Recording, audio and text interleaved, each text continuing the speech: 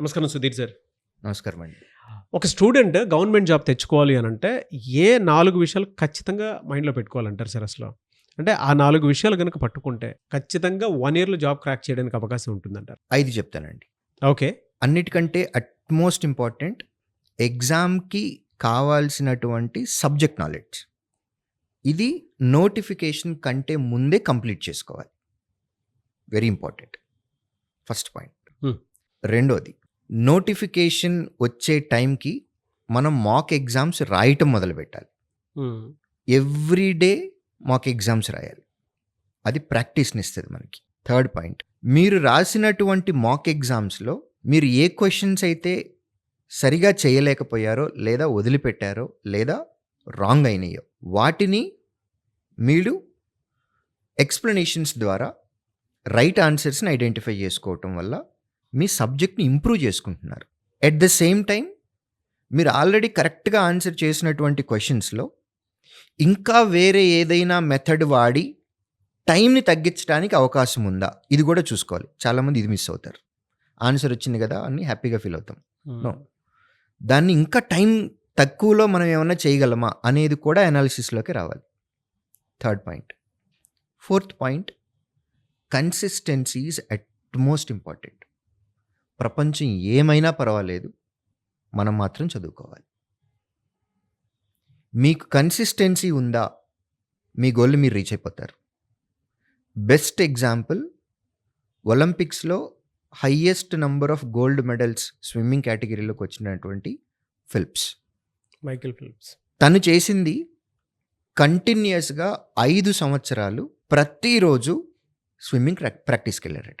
5 సంవత్సరాల్లో ఒక్కరోజు కూడా ఆయన మానేయలేదంట. ఈ 5 సంవత్సరాల్లో మనందరి లైఫ్‌లో చాలా నేరాలు, ఘోరాలు, ఫంక్షన్స్ ఎన్నో జరిగి ఉంటాయి. అవును. బట్ ఏ రోజు కూడా ఆయన ప్రాక్టీస్‌కి మిస్ అవ్వలేదంట. ఆయన చేసింది కన్సిస్టెన్సీ. అటువంటి కన్సిస్టెన్సీ మనకు కావాలి. మనకు 5 ఏళ్ళు అక్కర్లేదండి, సంవత్సరం చాలు. Hmm. So consistency is utmost important. Fourth point ఇది. Fifth point, don't forget above 4 rules. Never miss them. Notification వచ్చే టైంకి సబ్జెక్ట్ నాలెడ్జ్ కంపల్సరీగా కవర్ చేసుకొని ఉండాలి. నోటిఫికేషన్ వచ్చే టైంకి మాక్ ఎగ్జామ్స్ ప్రాక్టీస్ చేస్తూ ఉండాలి. ప్రతిరోజు మీరు రాసేటటువంటి మాక్ ఎగ్జామ్స్ నుంచి మీరు నేర్చుకోవాలి. 2 రకాల లెర్నింగ్స్ ఉన్నాయి. కరెక్ట్‌గా ఆన్సర్ చేసిన క్వెషన్ని ఇంకా ఏమైనా టైం తగ్గించుకోవచ్చా, అది పాసిబిలిటీ చెక్ చేయాలి. రాంగ్ ఆన్సర్ చేసినటువంటి క్వెషన్స్‌కి రైట్ ఆన్సర్స్ ఎతుక్కోవటం, లేదా వదిలేసినటువంటి క్వెషన్స్‌ని రైట్ ఆన్సర్స్ ఎతుక్కోవటం. ఇది ఇంప్రూవ్మెంట్. Next consistency. ఇవి ఫాలో అయితే కనుక కాంపిటేటివ్ ఎగ్జామ్లో ఇప్పుడున్నటువంటి నంబర్ ఆఫ్ ఆపర్చునిటీస్‌కి, నంబర్ ఆఫ్ వేకెన్సీస్‌కి ఉద్యోగం తెచ్చుకోవటం అనేది 1 year is more than enough. దీనిలో కొన్ని సాక్రిఫైజెస్ కూడా చేయాలి. కన్సిస్టెన్సీ మాట ఎప్పుడైతే మాట్లాడామో ఎన్నో సాక్రిఫైజెస్ చేస్తే తప్ప కన్సిస్టెన్సీ రాదు. హ్మ్. ఇంటర్ రిలేటెడ్ అండి. యాజ్ ఏ టీచర్గా నేను స్టూడెంట్కి సజెస్ట్ చేసేది Android phones, Apple phones, touch screen ఉన్నటువంటి ఫోన్స్ని వాడొద్దని చెప్తాను. మాక్ ఎగ్జామ్స్ ఎక్కడ ప్రాక్టీస్ చేయాలి? మాక్ ఎగ్జామ్స్ పీసీలో మాత్రమే ప్రాక్టీస్ చేయాలి. ఎందుకంటే ఫైనల్ ఎగ్జామ్లో మీకు పీసీలోనే పెడతారు.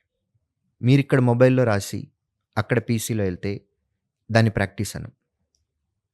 వన్స్ మీరు మొబైల్ ఓపెన్ చేస్తే ఎగ్జామ్ అని ఓపెన్ చేస్తాము, కానీ అది మెల్లగా సోషల్ మీడియా అకౌంట్స్లోకి వెళ్ళిపోతుంది, టైం వేస్ట్ అవుతుంది. మీ షెడ్యూల్ని డే ఎప్పుడు స్టార్ట్ అవ్వాలి, ఎప్పుడు ఎండ్ అవ్వాలి పక్కాగా మీ చేతుల్లోనే ఉంచుకోవాలి. ప్రతి ఆస్పిరెంట్ మీ టైం టేబుల్ వేరే వాళ్ళ చేతుల్లోకి పోకూడదు. అంటే మీరు ఎప్పుడు చదువుకోవాలి, ఎప్పుడు ఏం చేయాలి అనేది మీరు డిసైడ్ అవ్వాలి. పేరెంట్స్ నుంచి కూడా సపోర్ట్ రావాలి. పేరెంట్స్ కూడా స్టూడెంట్ వాళ్ళ కిడ్ ఎవరైతే చదువుకుంటున్నారో వాళ్ళకి పూర్తి లిబర్టీ ఇవ్వటము, వాళ్ళని ఎక్కువగా డిస్టర్బ్ చేయకుండా, డీమోటివేట్ అవుతుంటే కనుక వాళ్ళని ఐడెంటిఫై చేసి కూర్చోబెట్టి మంచిగా వాళ్ళని ఎంకరేజ్ చేసి వాళ్ళకి సపోర్టివ్గా ఉండి ప్రాపర్ ఎన్విరాన్మెంట్ కనుక క్రియేట్ చేస్తే 1 ఇయర్లో ఉద్యోగం తెచ్చుకోవటం అసలు కష్టమైతే కాదండి. But what a analysis sir. ప్రతి స్టూడెంట్‌కి ఆ కన్సిస్టెన్సీ పాయింట్ దగ్గర మీరు చెప్పినటువంటి విషయం ఉంది చూసారా? నిజంగానే నేరాలు ఘోరాలు చేసేస్తూ ఉంటారు. అంటే మైకేల్ ఫెలిప్స్ ఎగ్జాంపుల్ తీసుకొచ్చి మీరు చెప్పారు. 5 ఇయర్స్ ఒక స్టూడెంట్‌కి ఇస్తే, ఆ 5 ఇయర్స్ జీవితాన్ని తలకిందులు చేసేసేటువంటి వాళ్ళు కూడా చాలామంది ఉన్నారు. కానీ 1 ఇయర్ చాలు.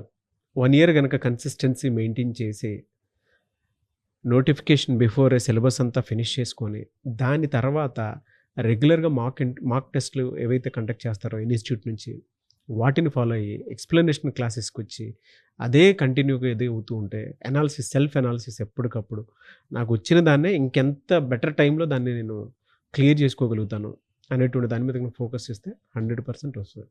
సాక్రిఫైజెస్ అంటే మీరు ఇందాక చెప్పినట్లు ఆ టైంలో కొన్ని వాటిని పక్కన పెట్టేయటం చాలా మంచిది. 1 ఇయర్‌లో చేస్తేనే అది ఆ రిజల్ట్ చూడగలుగుతాము. పేరెంట్స్ అయినా సరే, పిల్లలైనా సరే ఈ వీడియోని మాత్రం ఒక 10 సార్లు చూడండి తప్పకుండా. నోట్ చేసుకోండి.